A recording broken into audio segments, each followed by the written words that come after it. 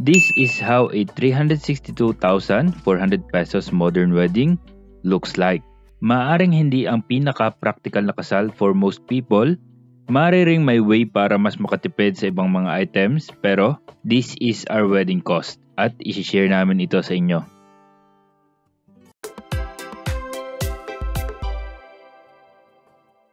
So, na-share na namin ni Jay sa inyo yung same day edit namin and na-share na rin namin yung behind the scenes sa inyo.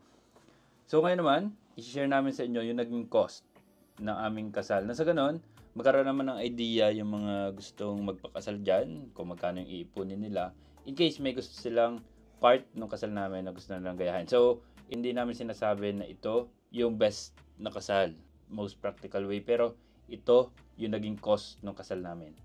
So, una, sa church, gumastos kami ng 10,600 pesos. Yan yung binayaran namin. And then, sa photo video service namin, meron tayong binayaran na 38,500 pesos. Kasama na dito ang prenup shoot. And then, yung SDE. So, tig 10,000 kasi yun eh. And then, yung others, kasama na dyan yung ibibigay sa amin lahat ng raw clips and raw photos through hard drive. Sa mga walang idea katulad namin, hindi namin alam na pag nagpa-SD kayo sa inyong kasal, kung wala sa usapan yung laptop, kung projector lang yung usapan nyo, hindi pinoprovide ito ng photo bid, hindi ito pinoprovide ng reception. So, dapat kayo yung may dala ng laptop para sa SDE ninyo. Kasi kami, naghagilap pa kami ng laptop, napakalayo ng laptop, kaya kinuha namin. Kasi, hindi namin alam na kailangan ng laptop. And marami nagsabi sa amin na ito yung pinaka-importanteng pag-investan kasi forever siya eh, di ba, Jay? Tingin mo, naging sulit naman. Ilang beses mo lang pinanood. Yung SDE, parang ilang beses, isang araw ko pinapanood. Okay, so yung photo booth natin, which is libangan ng ating mga guest, and syempre yung ano rin to, remembrance nila sa aming kasal. Ang binayaran namin dito is 7,000. Kasama dito yung transportation nila. Coordinator fee natin, 18,000. Ito yung nire-recommend namin na kunin pag may extra budget tayo. Nasa ganun, bawas stress, bawas isipin, lalo na sa mismong araw ng kasal. Kasi sila na yung mag-i-ensure na nagpo-flow yung kasal mo kung paano ba dapat. Sila yung mag-i-ensure na yung mga gamit na kailangan for a certain part is nandun, nagagamit natin, available. Yan. Hindi ka na yung habang kinakasal ka, yung pardible, yung Bible, yung sing-sing, ganyan, ganito. So, sila yung mag-i-insure niyan. Hindi nila hahayaan na mapipicture ako o videohan na Kaylee mukhang latite. Pupunasan ka nila, sila yung mag-aayos sa'yo. Yan. So, sulit para sa amin itong price na ito. Maraming magsasabi sa inyo na same lang din kung may coordinator or wala, pero para sa amin, coordinator is the key. So, sa ring namin, umabot kami ng 43,000. Yan. Ito yung ring natin. Nag-compromise na kami dito. Maganda naman siya. Siyempre, forever namin itong gagamitin. And siguro ito na yung magiging pinakamahal at pinakaingatong kong jewelry sa buong buhay ko. Kasi hindi ako mahilig sa abubot eh. And then, yung gown ni Jay na napakaganda. At feel na feel niya at mukha siyang anghel and diwata. 16,000 pesos yon. And then yung suit ko, 9,500 pesos ito. Napakaganda rin naman para sa akin. And yung kulay, yan.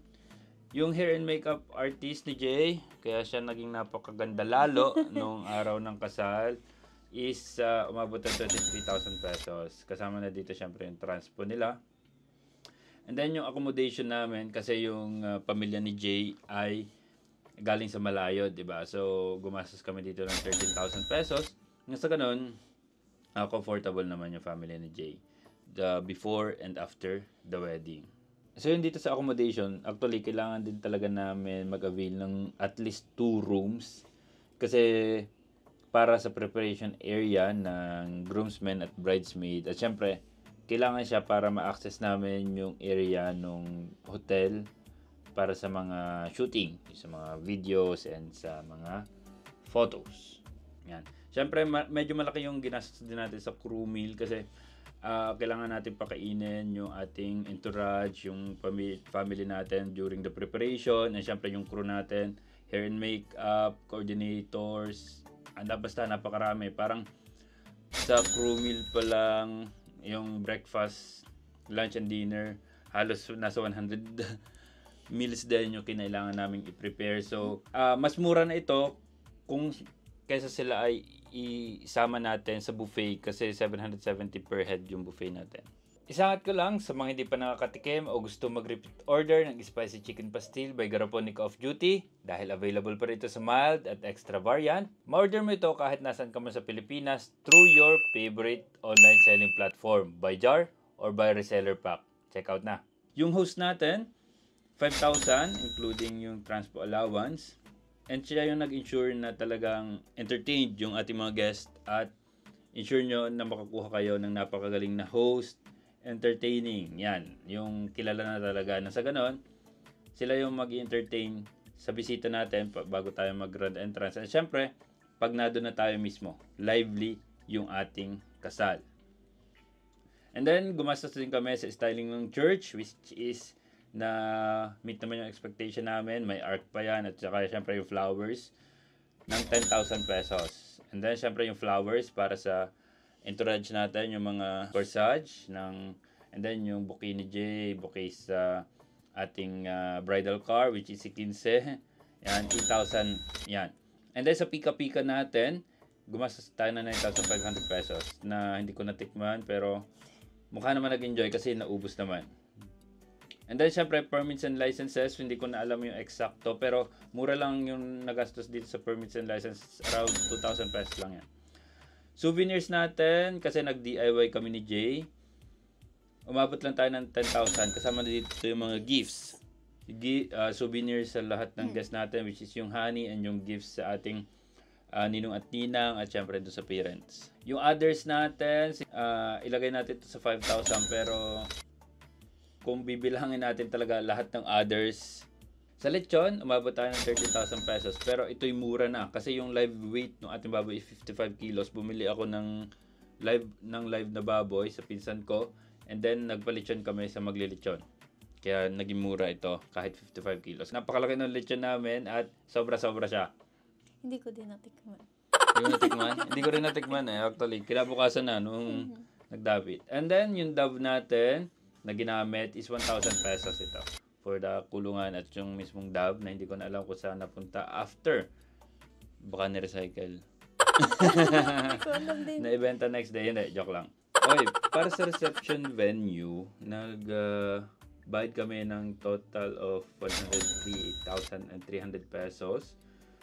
So, actually ito, 770 pesos per head ito. Di ba yung aming guest list is 100 packs nga lang. Nag-stick talaga kami dyan. In-insure namin na 100 packs lang kami. Included kami doon ni Jay sa 100 packs at the wedding day, meron pa kang hindi nakapunta na ilan nga, Jay? Dalawa. May dalawa pang hindi nakapunta. At the end, may binanggit sa amin yung reception na may excess kami na 10 packs. Kasi ang binibilang daw nila is yung plates. So, kumamit daw kami ng 110 na plates.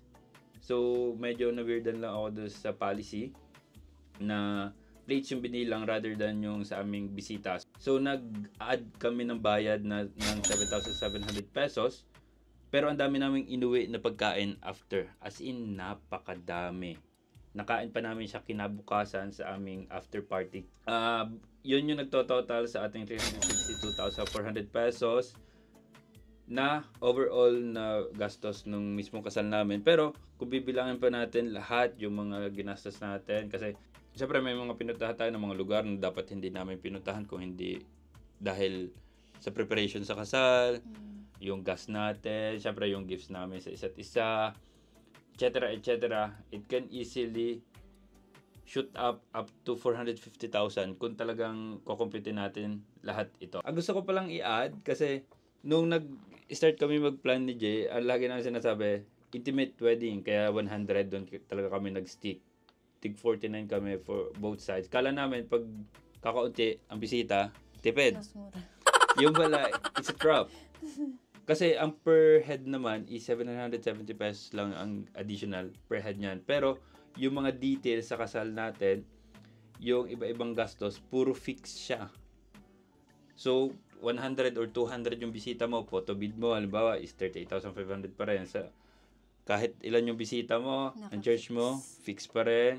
Wedding ring yan, mga fix yan. Kaya, kung magbabudget kayo ng modern wedding,